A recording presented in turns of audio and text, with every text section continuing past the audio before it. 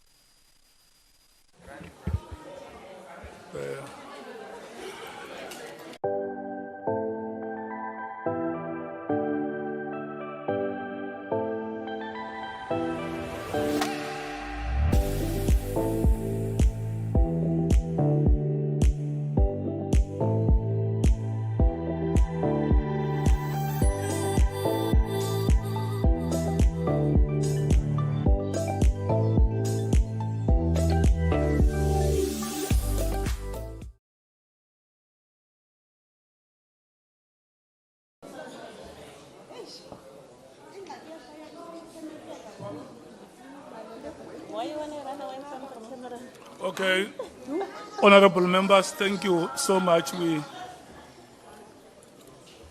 We can take our seats. Honorable Skosana, thank you so much. Honorable Minister, are we ready to go?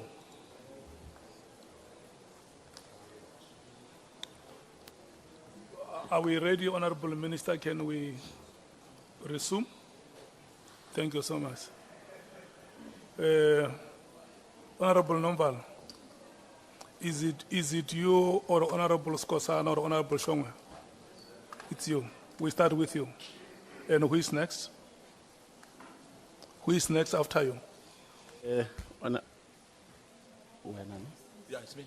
Honorable Skosana will It's follow. until 3:45. Ne? For both of us. Yeah. Was it once of not? It's until 3:45, the two speakers.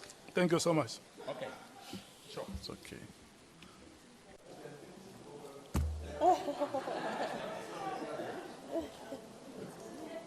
Can I proceed, Chair?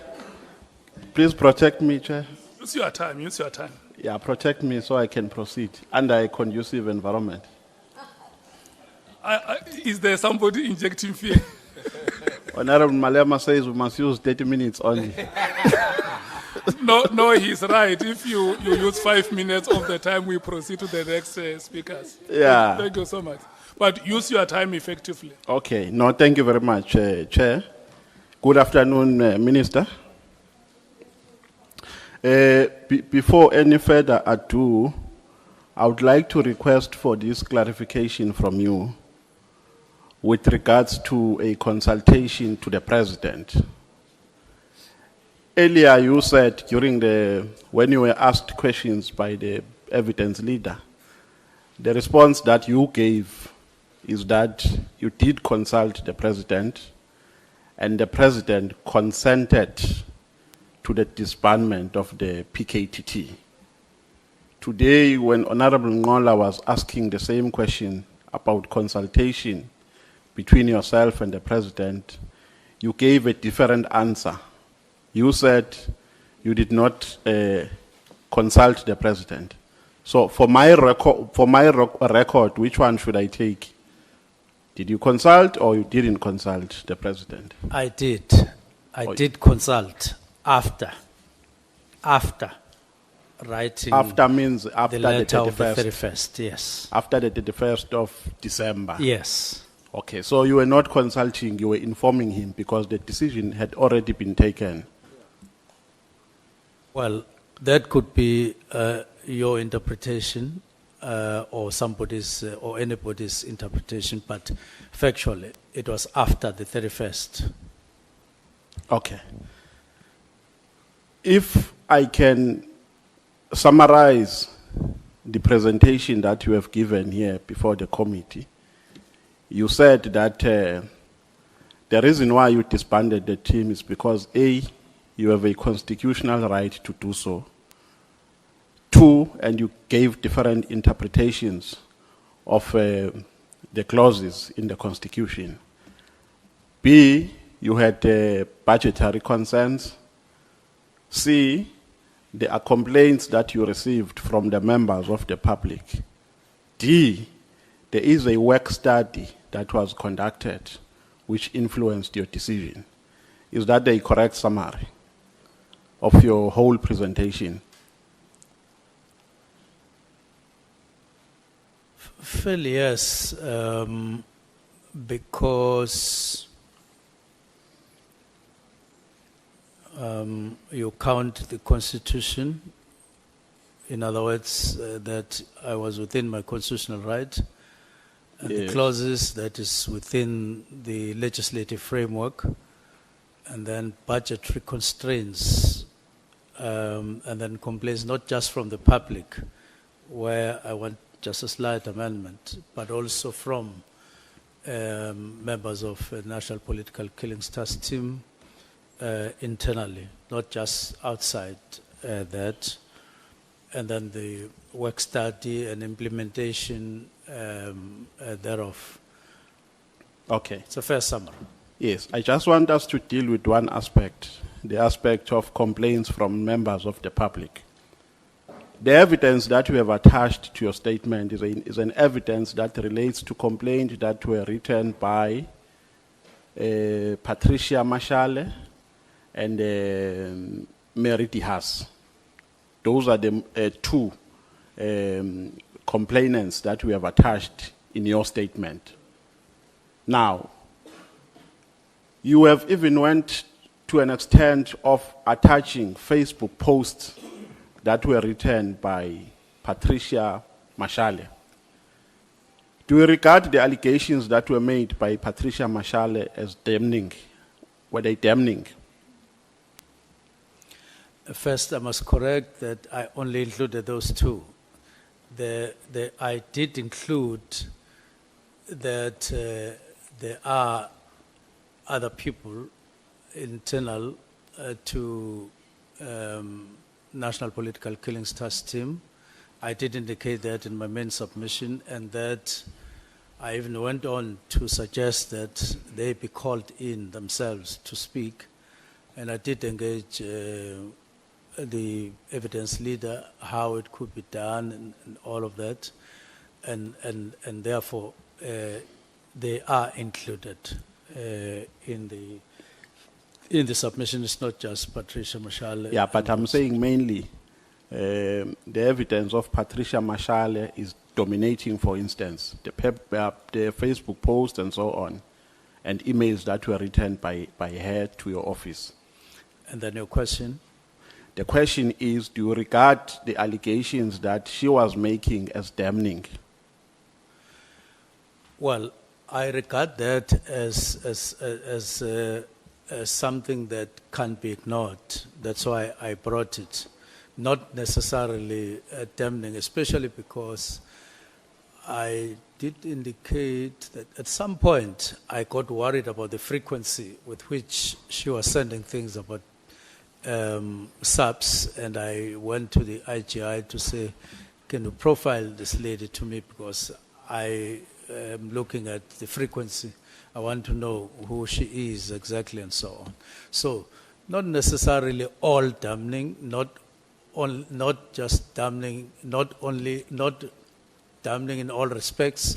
There are somewhere where you feel, yo, this matter, but in others it's a repeat of what you know and all of that. Yeah, Yes. but the fact of the matter, are you done, Minister? The Are fact you of the done? matter- Are you done? Yes.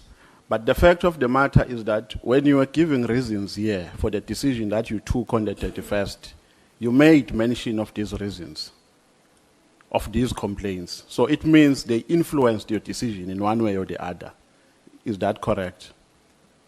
Well, I'm not sure exactly when you talk about influence, because it could be misinterpreted, but I'm counting it as a factor. There was this, there was that, there was all these issues. To me, they gave a collective weight that caused me to write this collectively. But if you select one and as having this and that, it will be a problem, because immediately you discount all others. So I weighed all of them. Yeah. No, I'm not discarding others, Minister. I'm saying Okay. they are part of the reasons that Yes. influenced your decision Yes. on the 31st of December. Yes. Now, don't you think you acted irrational by being influenced by decisions which you have never tested through subjecting them to an investigation? No, all the time when there are matters like those, you need some form of investigation, or if not an investigation itself. Now, when I took the decision, I did indicate clearly, as I do now, that I was looking forward to more engagement through the preliminary report and through the meeting of UNESCO. That is where we're going to meet high level, all of us. And then I would have outlined all my concerns, including that one. and therefore I'm responding in that particular way. That you in a way, the letter could be regarded as an invitation for a serious, substantial discussion internally from me to the National Commissioner, so that we discuss this. That's why I said it was not a fait accompli at all, but it was a decision. Like all other decisions in the world, not just in South Africa or in Parliament, when there are weighty matters coming your way after you have taken a decision, you review your decision. You can always review your decision if there are weighty matters coming your way. But what I did was to take a decision when I felt that the matters before me warrant a decision, and I did so. So, do you agree with me, Minister, that these allegations were never tested? You never even attempted to test them through a thorough investigation? Not necessarily that way. Remember that a person like De Haas also came to Parliament, and they were talking about things that you yourself would see in the department, and you would hear from other people talking from a different angle, but saying the same thing. And even though you may not necessarily call that an investigation, but you could see that other people are also concerned, or they are sharing the concern. So, in as far as a shared concern is concerned on some matters, yes, even though they were not tested in an investigation, which I said, by the way, the form in which the inquiry, which I spoke about with a special advisor at the beginning of the year, was still in question. How would we do it? How do we craft it? Because we knew, even having taken the decision, we needed these other people to give them a platform where they would talk about the things they were saying to me, but in a platform created for that, while meeting their demands of safety and all of that and so on that they were counting. So while it is there was no rigorous testing, but it was not just a copycat of seeing a complaint, then you go and write a letter. It was, and for instance, there are also matters, the structure and all of that had gone a long way and had evidence that they were processed and so on. So that is how it is. Yeah. Let me tell you the logic from which I'm coming, Minister. When I say you never tested them, I mean that you just acted upon a belief that they are true. Because you were supposed to say, let me appoint a forensic investigator, like you did. You gave an instruction for a tender of 360 million, that it must be audited, the contract. With regards to this one, which was putting the name of the organization into disrepute, you just acted based on allegations which were written on Facebook. Because, partly, I'm saying partly, because you even attached them to your statement to say these are one of the reasons that led to the disbandment. So it means they influenced your decision. Because if they did not influence your decision, then there is no need for them to be part of your submission here in Parliament. So they did influence your decision. I'm not saying they represent holistically the decisions that influenced you, but they are part of the reasons that influenced you. And if you agree with me on that, then it means you acted with negligence because you failed to test them. Not necessarily. I've already said what they were saying in those emails and correspondence. there were other concerns raised by other people for cross-checking, and I found that, yes, I may not have ordered an inquiry, but what this one is saying sounds the same, or it looks the same, or is similar to what the other person is saying, and therefore it is a factor, and I went on, and there was plenty of time for me ahead, after the decision, to do the actual testing. Hence, I discussed a possible inquiry with a special advisor. Now, was that approach not improper to disband and later test? Because we are saying here there was plenty of time for you to test them after the decision, meaning after their irreparable harm was effected by you, because you took a decision to disband on the basis of these allegations. And you are saying, let me implement a decision on the basis of these allegations and test them later.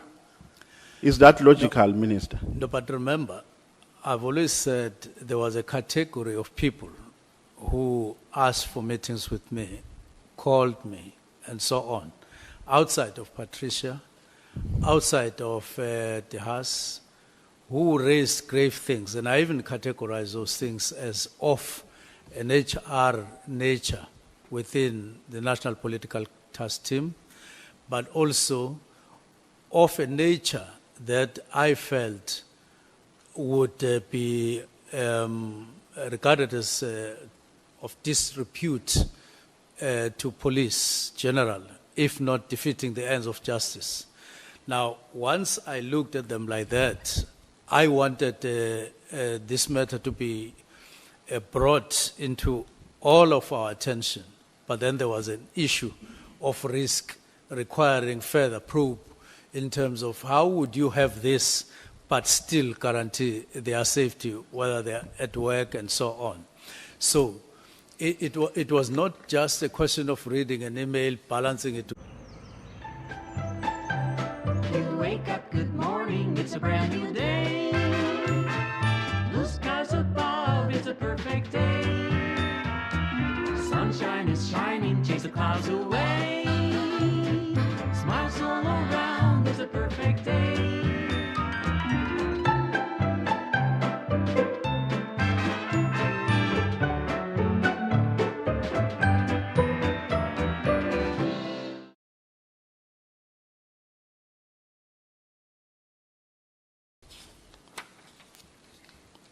So here you were just explaining that during the period of your arrival and when the decision, you were still under orientation. And your orientation was extensive. It only ended this year. Yes. Now this year is 2025. Yes. Is that what you meant? Yes, I did indicate that. Should we put it on record that you took a decision to disband while you were still under orientation? Not necessarily. And the reason is, I said my orientation got or extended to discussions, extended to decisions. I do indicate that in my main submission, because it did. What I mean is, even on the third round of discussions on the same issue, scaled down to smaller units or areas at work, where you would have started, for instance, discussing support services, which is a big branch. You would, in your second round, take one of the issues that fall within, like the structure, for instance, the organizational structure. You separate it, you discuss it until you take a resolution, which we did. We took a resolution during that period. So by the time we reviewed the structure, it wouldn't have been called orientation in the normal sense of the word, because we had understood that the structure of this organization is like this. Now, we took another round to match it with the imperatives of the 7th administration. And to say, if you are structured like this, would you be able to meet the imperatives? And that is what we did. And then we looked also at the budget and so on. So yes, it was loosely spoken about. It was the period, broadly speaking, of orientation, but not necessarily that we were in the mode of orientation in the normal sense of the word. We were discussing and taking decisions. Because this was the 5th month already. So I can't say for 5 months I was just cruising with orientations only.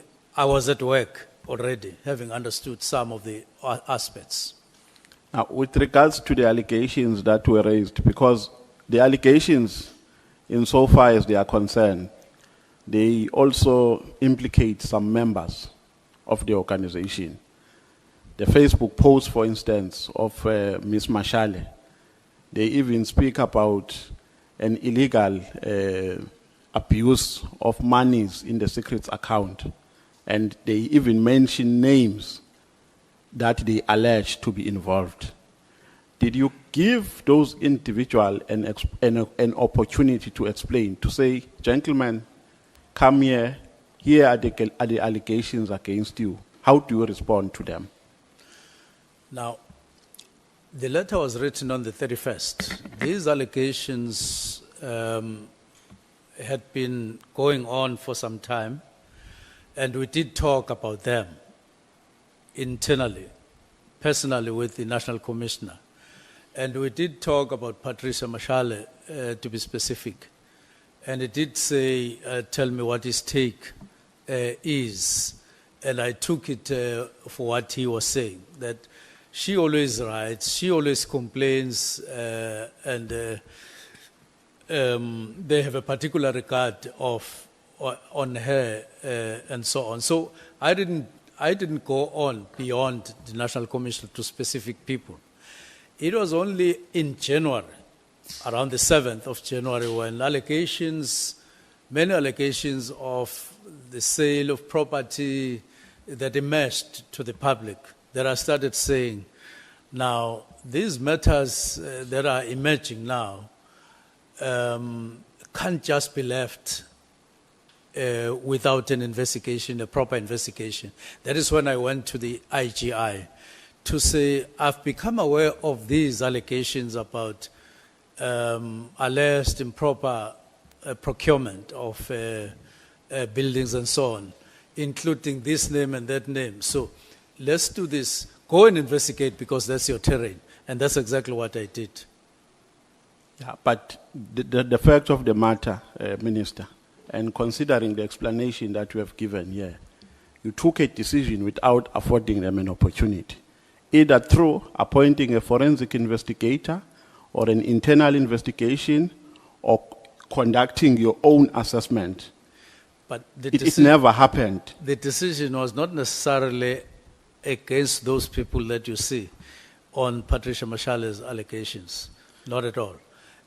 Until even when I took the decision that would affect some of them, I went to the IGI to say, investigate this and run with it. That's how it actually happened. So it's not like the decision of 31 December affected the people that you are talking about and that are spoken about in Patricia Mashale's letter or allegations, so to speak. Now, when you are responding to Honorable Nhlanhla, I think he was asking you about the constitutionality of your decision. Yes. And you said you acted within Section 207, subsection 2. Yes. Which gives you an authority to give a directive. Among others, yes. Amongst others, yes. Now, there's a difference between making a decision and giving a directive. Do you agree on that? There is I would say, it's part and parcel. You can take a decision to issue a directive. In that way, they are connected. They're not necessarily independent of each other. In this instance, I took a decision to issue a particular directive or particular directives, 3 of them. Yes. And having an authority to give a directive is not open-ended. It must be done within the constitutional order. Definitely, it must be done with due regard to other sections of the Constitution, like policing policy, like the needs of a province, like all of those other injunctions of the Constitution. Yes. So it doesn't mean that by virtue of having that right, you can do it anyhow. There is a process that you must adhere to in terms of the Constitution.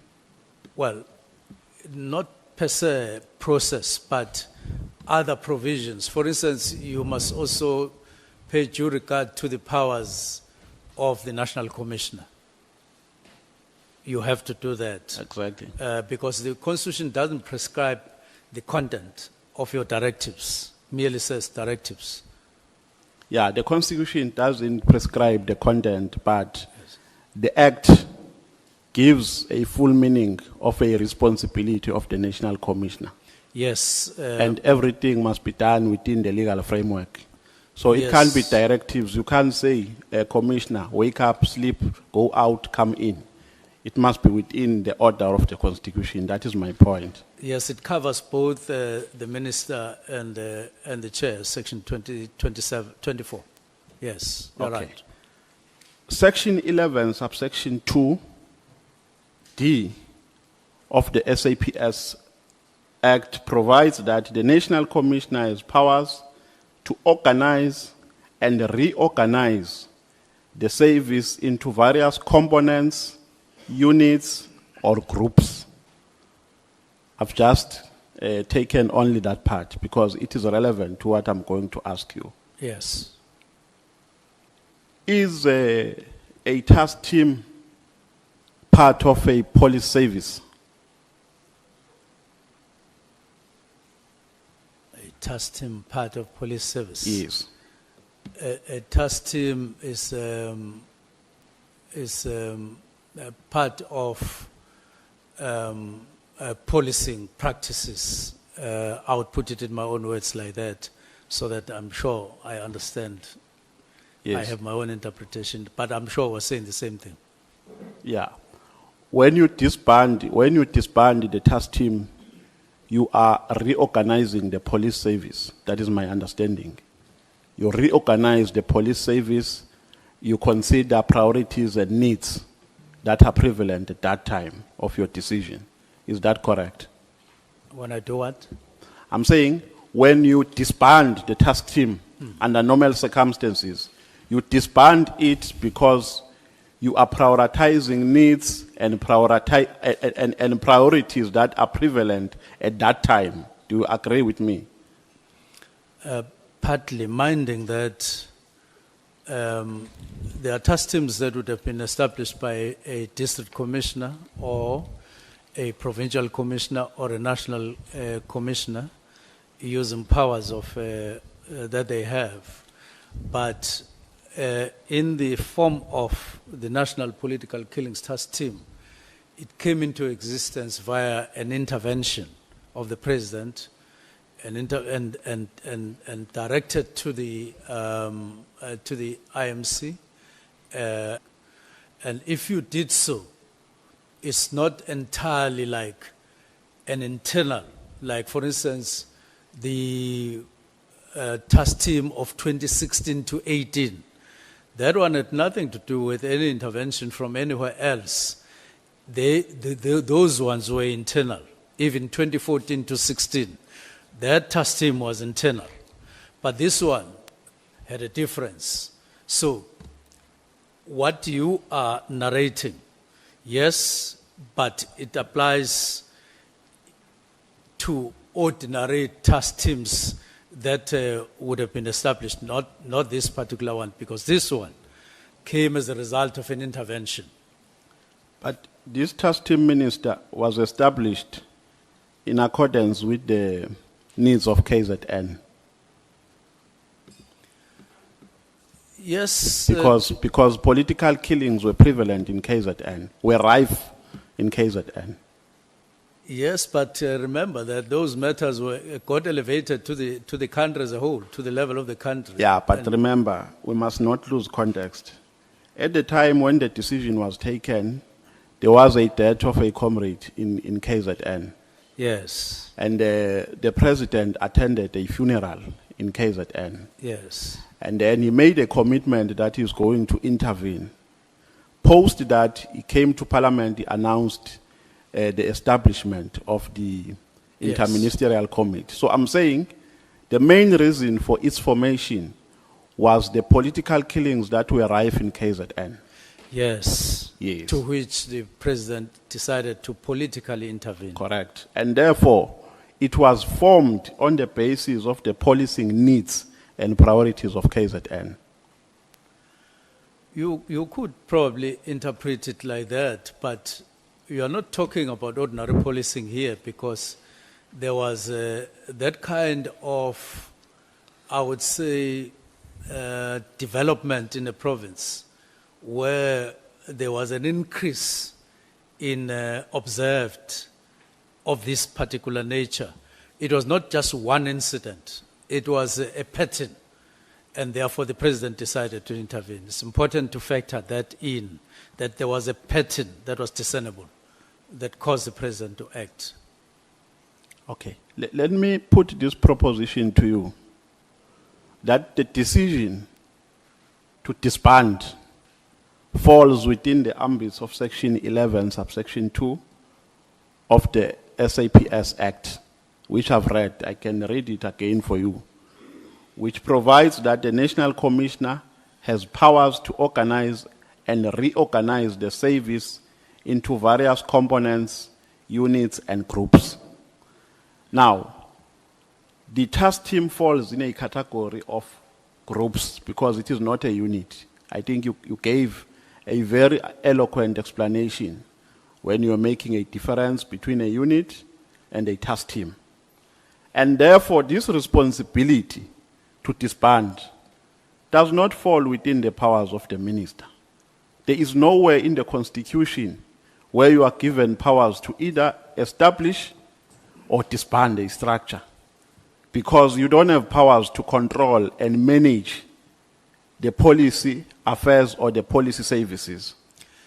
You would take care to note that when the National Commissioner exercises his powers, including that one, it is with due regard to the ministerial powers.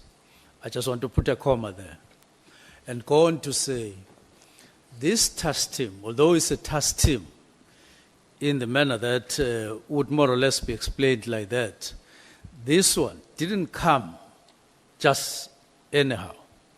The president intervened politically and caused certain matters to take a particular course via his decision. IMC, political task team, okay. Not via the exercise of normal powers that you are talking about, where the National Commissioner in his office would say, let me reorder, let me organize, let me control, let me change, It didn't come like that. It came via political intervention. Now the question is, or the issue is, if political interventions leads into what we ended up having in the manner that we had, what is wrong, either legally or otherwise, when the same political intervention is now reversed to say we are now disbanding what we brought into existence, we are now bringing it into an end? What's wrong with that? So my reasoning is that if you created an entity or a structure like that, political, it's different from a structure that emanated from within the office of the National Commissioner. You couldn't come as minister and say, you could discuss it, you could engage, but you couldn't just say, I am now using my powers, a directive to remove that because it was not created in this manner. It is unique. The political intervention unit is unique. Yes, it's a political task team, but I'm not sure whether it was envisaged in the Constitution there would be circumstances like those.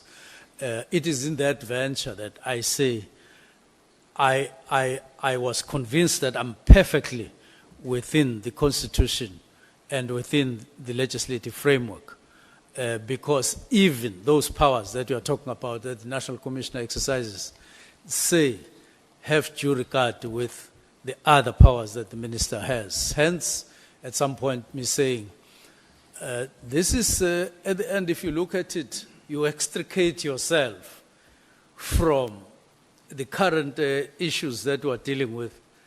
The relationship between the minister, the executive authority, and the managerial authority is two sides of the same coin.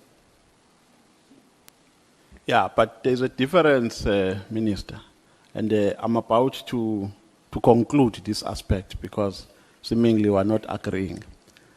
There is a difference between giving a directive and taking a decision on behalf of a person who has the authority to manage and control. Giving a directive doesn't mean that you can do or you can encroach powers of a person who has a statutory responsibility to manage and control. There's a difference between the two. A directive can say, make these considerations, I've made these observations. Since you have a power to control and manage, make these considerations and take a decision. But to go to an extent of signing, of writing a letter and take a decision on behalf of the National Commissioner, while he's not even there, he's on leave. To sign, I think, according to me, was extreme. You went to the extreme by signing a letter that disbands. It was going to be understandable if maybe you called the National Commissioner or you wrote a letter to him advising him that there are these concerns that you have as a minister. He must attend to them or even advise that maybe we must consider disbanding this structure because of these reasons. But so you gave you gave yourself powers you don't have by signing a letter that communicates a disbandment. I take it that the honourable member is not suggesting that I acted outside the Constitution, which I'm arguing I didn't. I acted within, and I'm also of the view that you are not necessarily saying I acted without my legislative powers, which I would deny and I'm denying. And then go on to say the National Commissioner, as from the 3rd, with evidence, acted accordingly. A letter was issued from his office. A presentation was, an outline of how this thing would happen, the disbandment, what way it would follow, what pattern it would follow was written on the 22nd. And then we went to March. At the 5th, at the Portfolio Committee, an outline was made. And then on the 6th, the same thing happened. So that pattern of events would make you see that there was understanding and there was no feeling that I was outside the Constitution. That only arose at a later stage when there was talk of a commission and all of that. And I know why. And I did indicate that there was only one official, honorable member, that took exception to the dissolution, it was General Mkhwanazi, right from the beginning on the 2nd. Only him. Not any other provincial commissioner, not the national commissioner, not anyone else. It was him. It is him who come with words like, was this fight back? Is the minister clean? He also proceeded to say something to the effect that to suggest that the commissioner, national commissioner, is busy coordinating meetings with people who are against the directives in his conversation with Chief of Staff.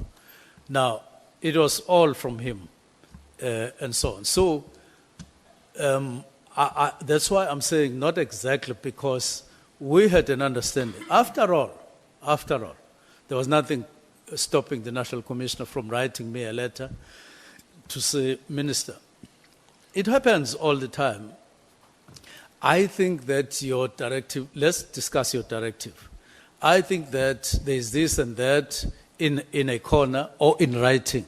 It would have happened. It would have happened. There was nothing preventing anything like that. In a similar way like I had written the letter myself. So that's how I put the things, and that's how they are. Okay. On page 18, paragraph 41 of your statement, you are saying that a recommendation of the work study was that the PKTT be under the murder and robbery unit.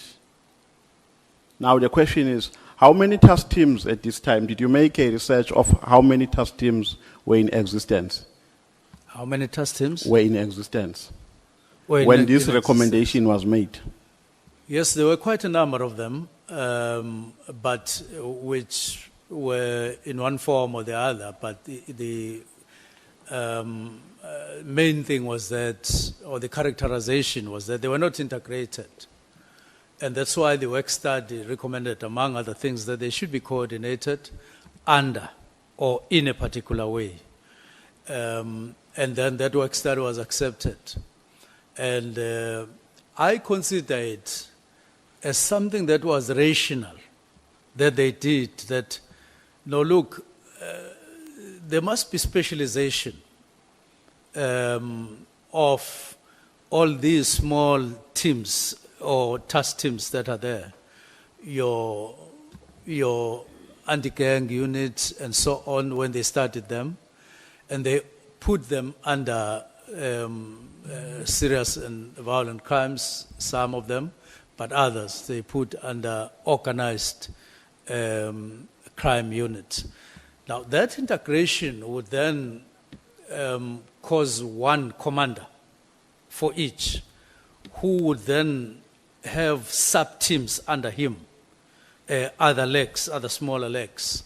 And that would give rise to a better coordination, in my view. And hence, the work study was adopted, and it was then implemented, although very slowly. And in 2024, we find it there in one way or the other, in one form or the other, and then we move on with it. So it was put like that, and yes, there were others, but they were then reconfigured as per work study recommendations. So since this recommendation was made, how many task teams have been dissolved?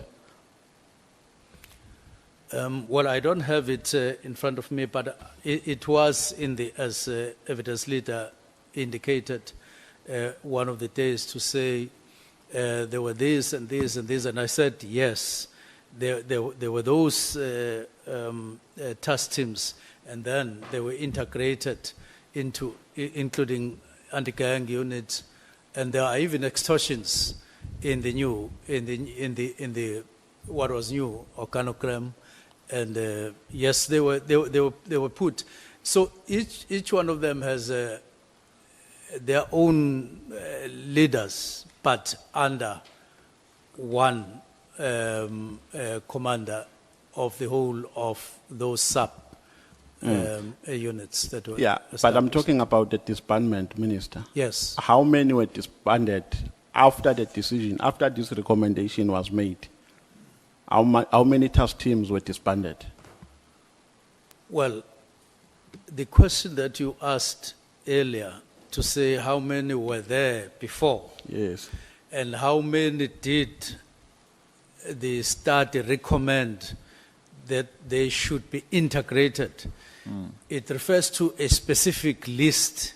So it means all those in that list, they were then integrated as per the recommendation of the work study, but Yeah, I but can't just say them out of hand Did you now. did you write a disbandment letter for them?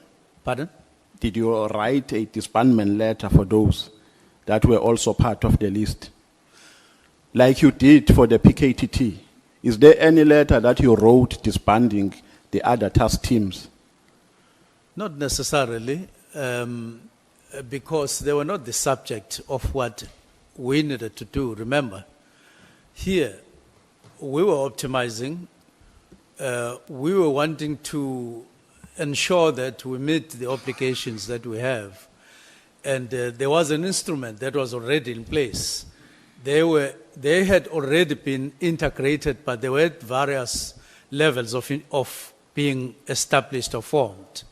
And so we were confirming or endorsing that. It was not about looking at this team, disband it, looking at this team, and so on. But this one was on focus at one point, just like the police inspectorate was at focus in one of our discussions. And we say, no, look, let's look at this one. And we agreed to look at it. And then we're now looking at this one. And we decided that it, and look, it was not for the first time. I'm not the first person to mention disbandment of the political task team. The very beginning, it was temporal. It was never to be permanent. And there were extensions. You wouldn't extend on a permanent basis, keep on extending annually. They were outside of the structure. You wouldn't continue with that. It's not good governance. It's quite a number of things that you would have needed to ratify anyway. So all others that were there had been integrated, and so there was no need to focus on them in any way, because they had been integrated. So we should place it on the record that a task team for which a letter was issued to communicate its disbandment is only the PKTT. Not necessarily, because I'm explaining that others had already been integrated. Yes. Those that were recommended by the Yes. work study. Yeah. And there were still, some of them were still in the process. But in terms of the letter, it was the National Political Task Team that had to be disbanded, and I've stated reasons that wouldn't apply to others because they were no longer there. On page 25, paragraph 54, you say Mkhwanazi misleads and manipulates the minds of South Africans to believe that the PKTT, or the NPKTT as you refer to it, fell under his province. So you are saying this was a national team. It was not a KZN Yes. team. Yes. But don't you think he has an understanding that he has powers to preside over it because it falls within the area of his jurisdiction Yes. in terms of the large part of its work? He has a role to play in the sense that he provides the platform on which the National Political Task Team is based. He is provincial commissioner in KZN, and the National Political Task Team was established to focus primarily in KZN. So he definitely had a role to play.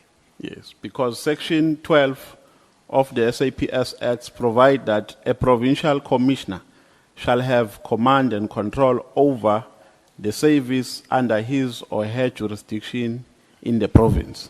Perfectly so. That is what the Act provides. Perfectly so. But the National Political Killing Task Team, when it got established, there was a particular person who was its commander, and others below them. Did It- you it-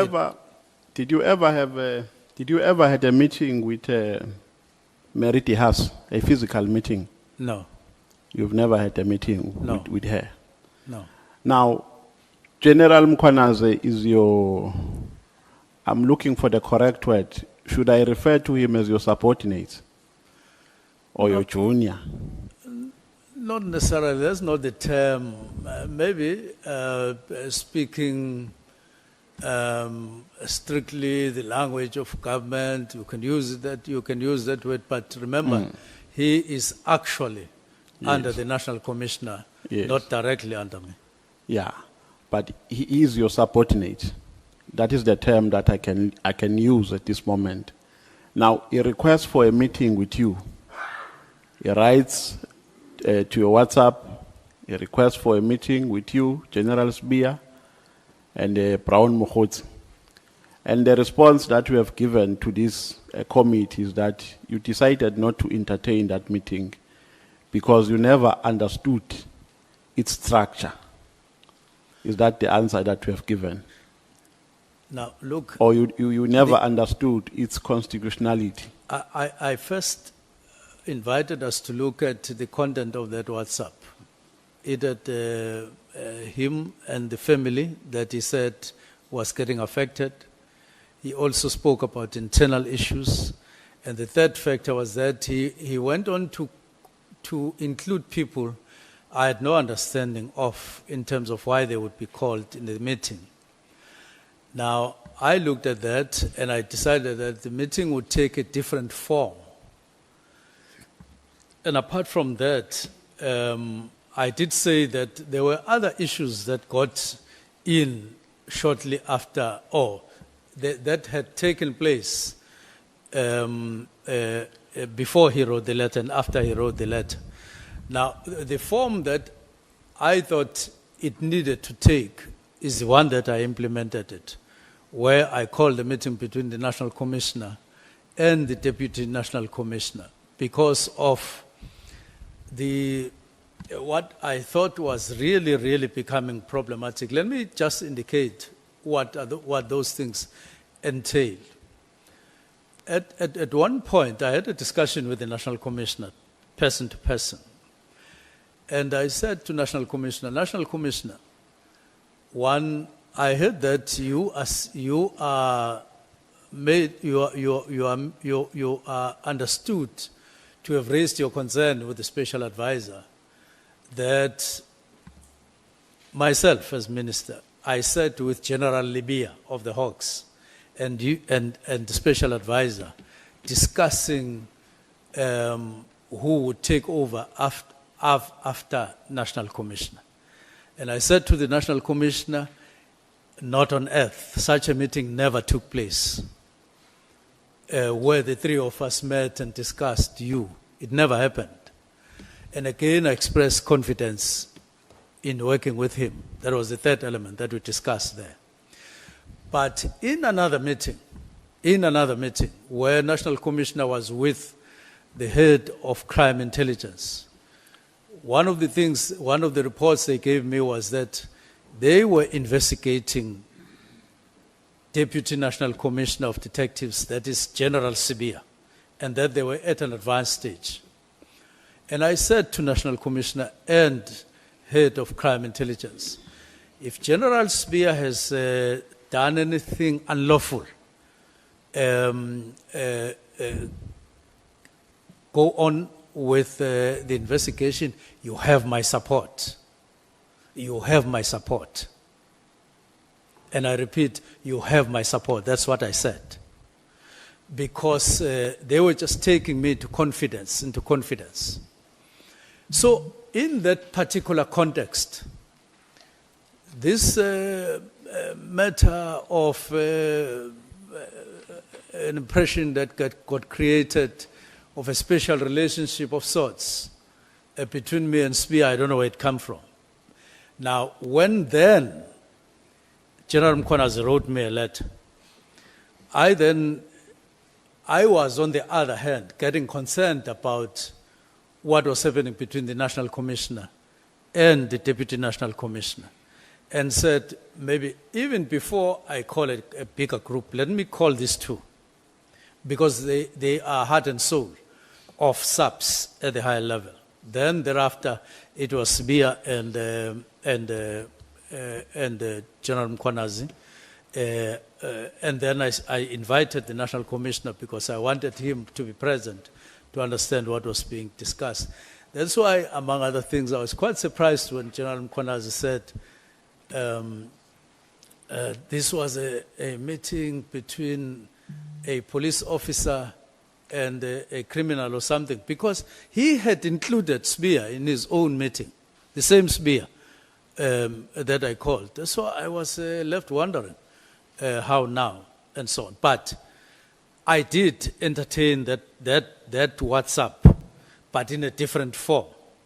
And I was thinking after that meeting that maybe Spear seems to be a common denominator here. I would need to call a meeting between him and General Khumalo as well, because the air between them was actually not. So once you have dealt with that, then you can see other matters. So it wasn't a straightforward letter that said, Minister, please can we meet to discuss a National Political Killings Task Team, as it were. Okay, second last question. I'm running out of time. When was the work study signed? The work study that made a recommendation that there must be a unit, there must be a murder and robbery unit. When was it signed? I'm asking because there is somewhere in your statement where you say it was signed by General Stolle, and later you say it was signed by General Masemula on the 5th of June 2025. So when was it exactly signed? Yeah, General Masemula signed a new one arising from our reconfiguration of the organizational structure, which we started last year. And we concluded that, it was concluded earlier this year, and he signed it. But there had been another one for another term earlier, by Sithole earlier in 2019. So it is the new one that influenced your reason, right? Yes, Honorable Member. Not the old one. Yes, because I had come and said there are new imperatives. They may demand a different structure. And let's look at that. And we started looking at it. And that's where all of this. And remember, I did indicate that we even divided Vispol into a separate division, which has now been done. And we removed also the inspectorate. So a number of things happened which had not been in the structure of 2019 to 24 that got introduced anew in the new one. Which Following your response, the assumption is that the new one can only come into operation after it has been signed by the National Commissioner, yes, correct? because it went to negotiations with unions and all of that. That's why it sort of delayed January, February, March, April, and so on. I went to the extent of engaging unions myself to say, please, can you help us? We are in a hurry to implement the structure because we want to use it to fight crime out there, because we are under serious pressure to fight crime. No one is really recognizing that we are serious about fighting crime, because it is rampant, and I'm concerned about it. So if it's unsigned, it has no binding effect. It's not operational. The answer is? If it's unsigned, it's not operational. At the moment. I'm saying if it is unsigned, it can never be operational. It can be. It can never have a binding effect. It gets operational once you sign it. So it was signed on it was signed in June, on the 5th, in terms of what we have written here. But the decision was taken on the 31st. So it means the decision was taken prior to implementing this study. We had already this work study. By end of the year, we had already agreed, and I was anticipating. In fact, when I went to the meeting with National Commissioner and deputies and provincial commissioners on the 22nd of May, I already had in mind that we have decided on this structure. And when we count our concerns on those crimes, categories of crime, I knew that we already have an instrument at hand, just subject to ratification by unions and so on. So it was in anticipation, and I was conscious of it. But it was not operational at that time. It was not When the yet. decision was taken, Well, not when you took the decision on the not 31st really, of December. not really entirely, because murder and robbery was there. The implementation structure had been discussed and decided on in May 2024 already, or March 2024. So it was a delayed structure which was there, but the new one had not become operational. They were still waiting, and so on.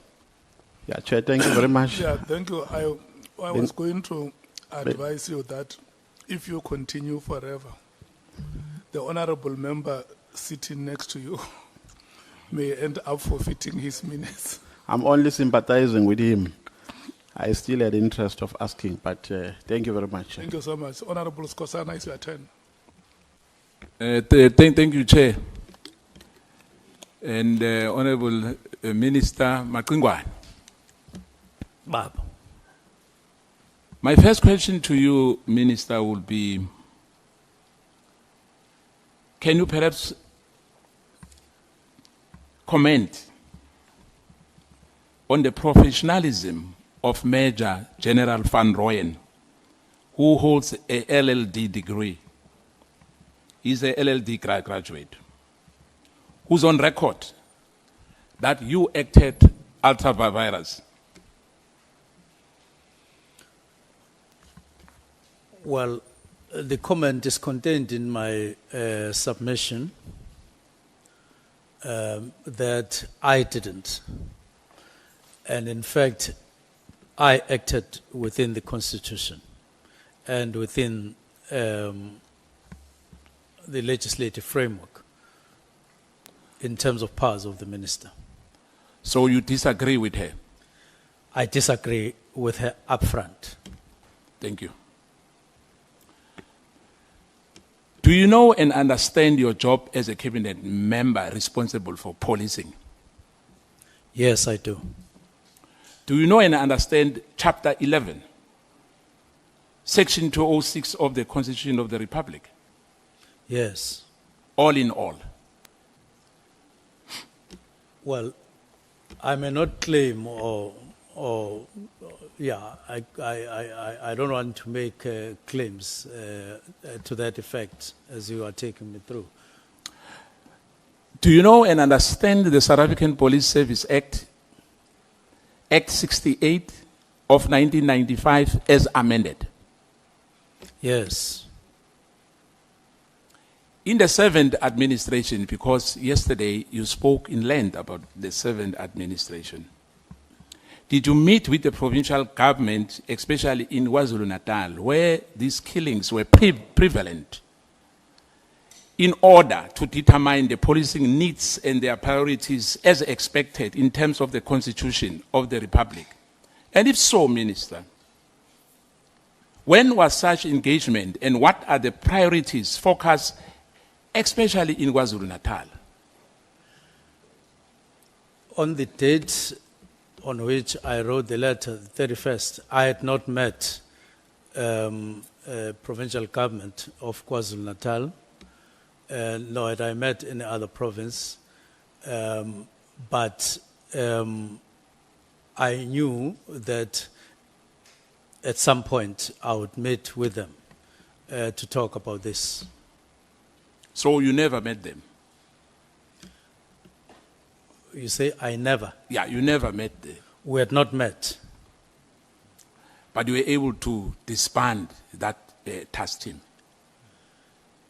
Yes, I was able to disband the task team because it didn't necessarily, because that's the impression that I want to remove, that it meant stopping policing in KZN. This was a team belonging to, at a national level, operating there, and I would engage with them at a later stage.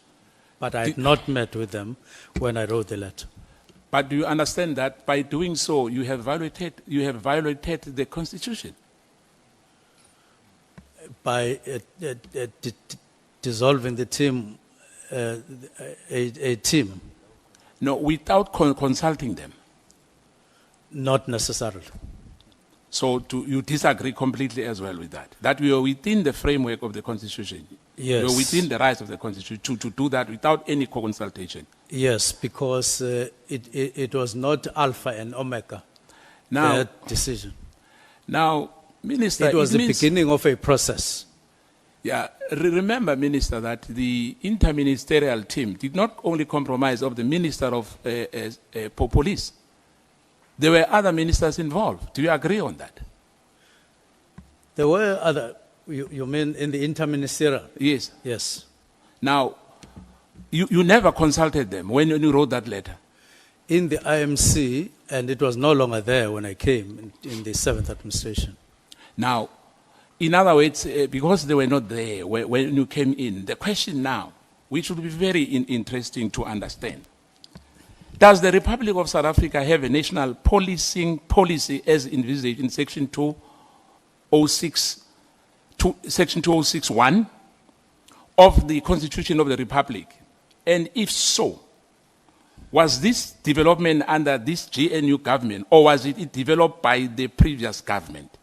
Remember when we spoke about the 7th administration? Was this the GNU, or was it the previous one, the 6th administration? That did what? Let me ask you again. I'm saying to you,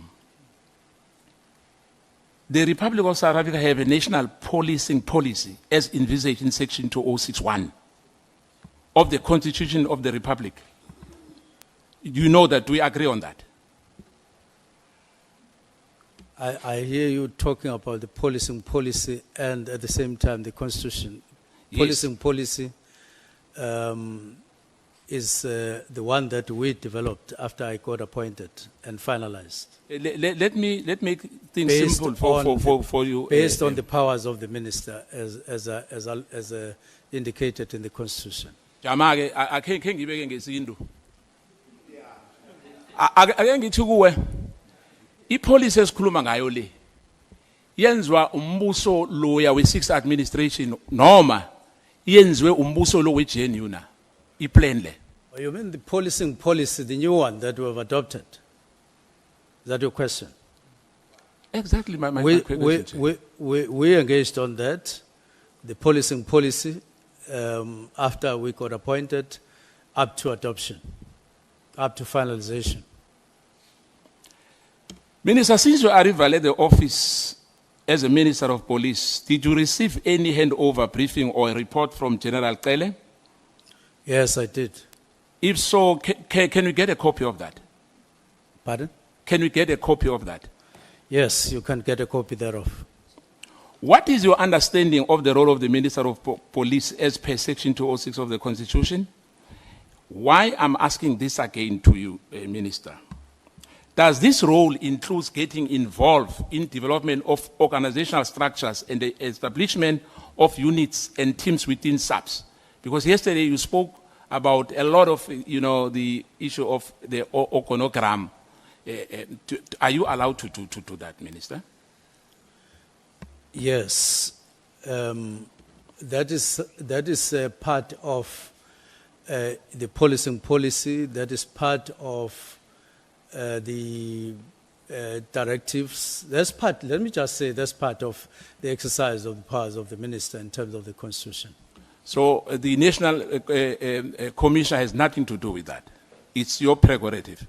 No, he does in terms of the Constitution. It's clearly indicated. Does this information note, Minister, which makes recommendations about the review of detective services, constitute a work study document as per organizational development standard? Can you come again with the question? Remember, I said you were very passionate about the organogram. Yes. Now my question, here's my question. Does this informative note, which makes recommendations about the review of detective service, constitute a work study document as per organizational development standard? Well, the information note would point to that work study that I spoke about of 2019 and the document of implementation in 2024. So that is what the information note would point to, pointing to the work study, not the note itself, but the work study itself. If I may ask you, Minister, will the head of the organizational development, Major General Nzima, confirm what we are telling us yet?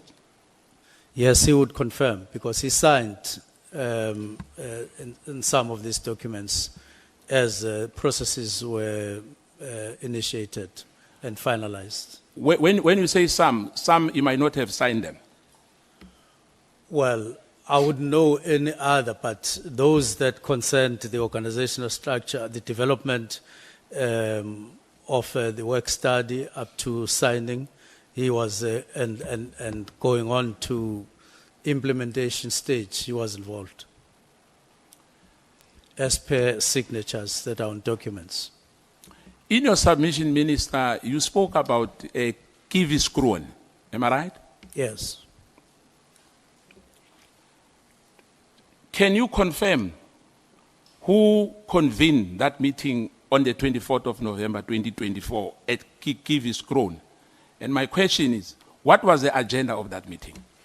Meeting was convened by myself and the President, where the Deputy Ministers, National Commissioner, Deputy Commissioner, Deputy National Commissioners, and Provincial Commissioners.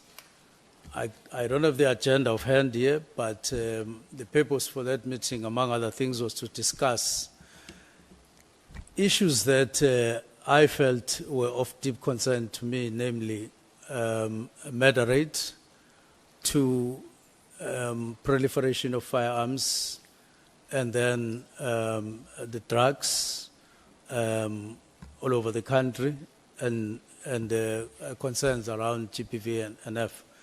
And those are the matters that are outlined to leadership of police on that day. So that was the agenda? I suppose, even though I don't have the copy with me, but I think we also included a presentation by Advocate Bikoli, but I don't have the agenda. Now, but we can get the minutes of that meeting. Pardon? We can get the minutes of that meeting. Yes. Because remember, and the agenda. yeah, because we are under oath, Minister. Don't forget that. I must ask you again about that particular meeting, whereby you discuss your plan to close the PKTT and the filling of a post of crime intelligence and border security. Was that discussed in that meeting? Was that? Was that discussed in that meeting? The filling of posts of crime intelligence No. and the border? It was not discussed? No, it wasn't. The directives were not part of the agenda on that. It was the concerns around these 4 crimes, the 3 in particular. Because the issue of the intelligence post and the issue of the border, which were supposed to be in the directives. in the directives. Yes. Is those posts filled now? In other words, is there someone appointed into the post of a DG? If so, what is the name? Post of the DG, Yes. where? Civilian Secretariat.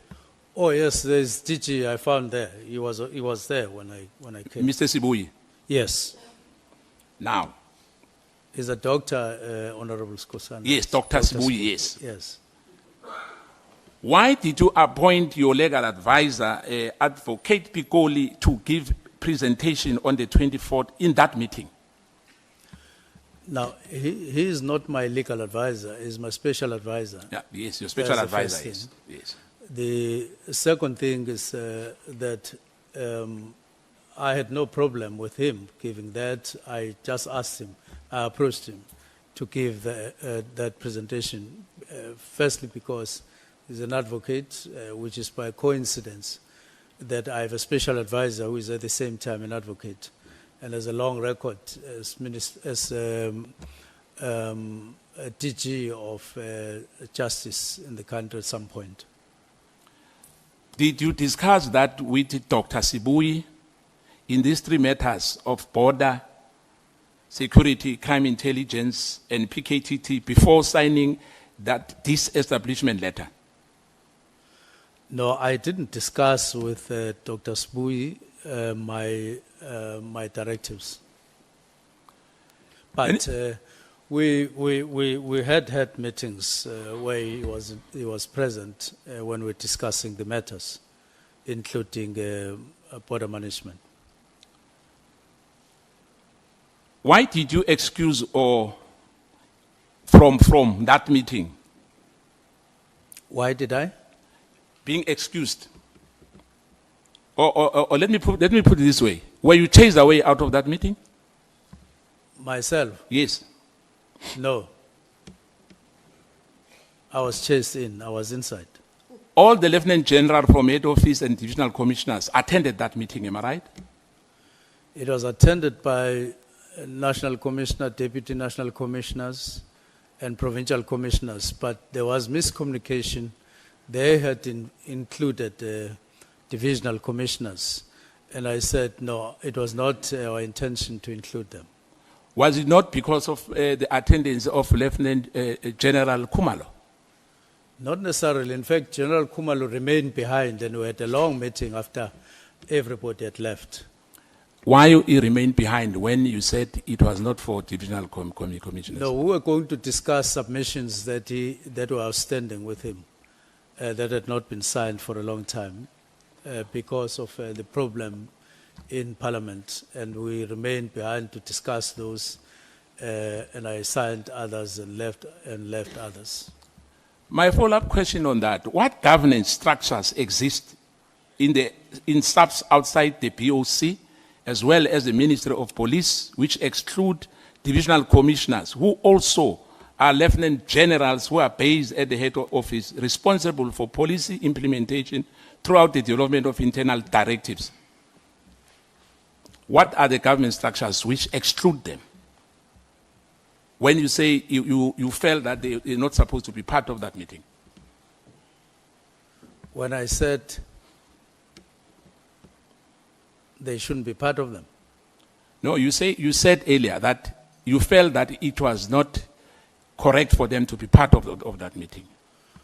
Oh no, we convened the meeting to discuss specific matters which I wanted to bring to the attention of the National Commissioner, Deputy Commissioners, and Provincial Commissioners first.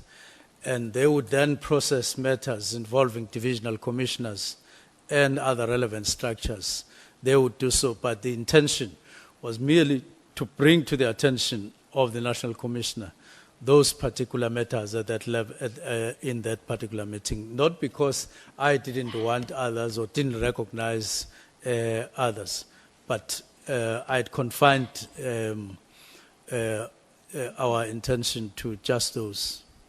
Yeah, but I've asked you earlier, I said what governance structures exist within SAPS, outside the BOC as well as the Minister of Police, which exclude divisional commissioner. You didn't respond to that, Minister. Do we have anything outside that ambit? Well, there would be forums, because your question is quite open. There would be forums at different levels in provinces that you convene. There would be provincial forums that you would convene outside that, but I don't regard them as definable as outside necessarily. We have met, and our meetings in provinces has taken different forms at different stages. Let me put it to you that the purpose of that meeting in Kiviskron, as well as your presentation, including the one that Advocate Pikoli presented on the day, did not cover the disestablishment of the PKTT, the suspension of filling of vacancies within crime intelligence, and matters of border security, as per your 31st December letter. Do you agree on that? That meeting was somehow a precursor of the 31st. Is that what you're asking? Yes. Not necessarily. They were not linked.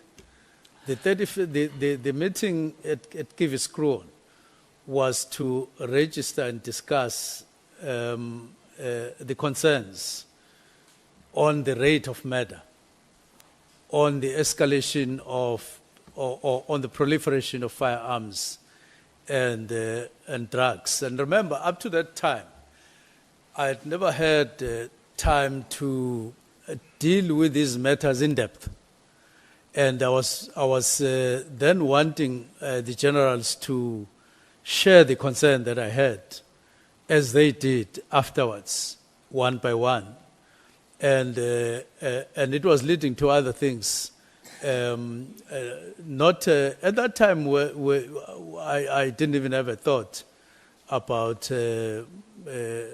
disbandment in any way. But it was at that time to focus us on the rate of murder, which was a concern shared by everybody in the country.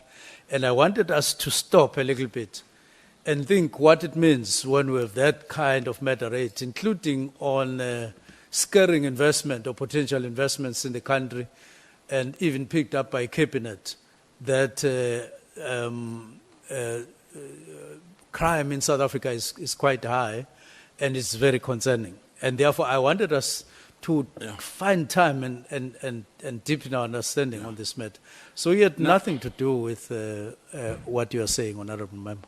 On contrary, Minister, the letter was influenced by someone for other motive, hence the rush to write and dispatch it on the 31st after 5 p.m., where there's nobody at the office, at the national office. There was no one. You can comment if you want on this remark. But to me, it means one day the minister can wake up and write a letter and disband anything he wants and say he's acting within his right.